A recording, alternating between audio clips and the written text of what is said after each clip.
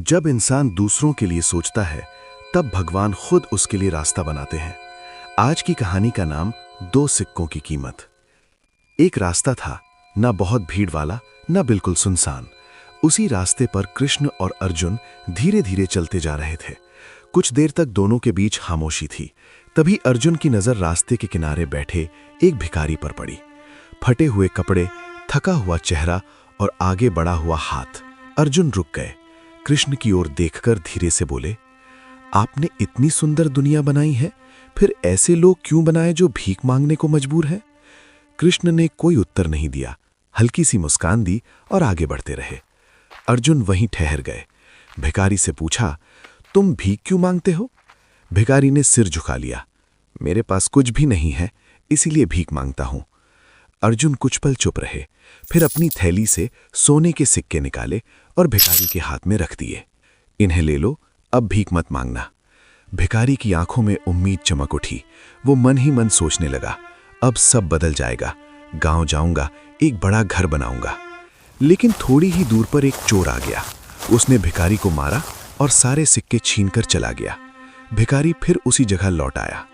अगले दिन वही रास्ता, वही भिखारी। अर्जुन ने उसे पहचान लिया।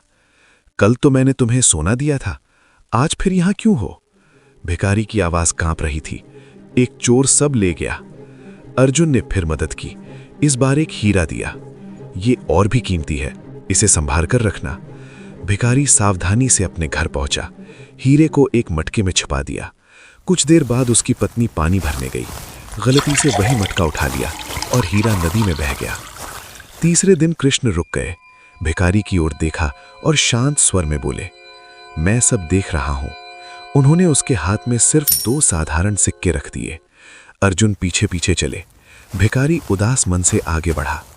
तभी उसने देखा एक मछुआरा। टोकरी में कई मछलियां थीं। एक मछली तड़प रही थी।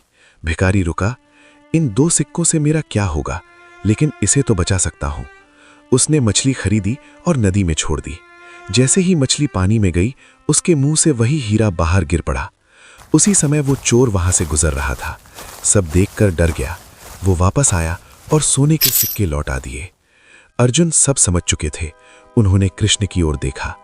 कृष्ण ने कहा, तुमने उसे सोना दिया, वो अपने बारे में सोचता रहा। तुमने उसे हीरा दिया, वो अपने बारे में सोचता रहा। मैंने उसे 2 सिक्के दिए और उसने किसी और के बारे में सोचा, इसलिए मैंने उसके बारे में सोचा। इस कहानी से हमें ये सीख मिलती है कि जब इंसान निस्वार्थ होकर दूसरों की मदद करता है, तो ईश्वर स्वयं उसके जीवन में चमत्कार कर देते हैं।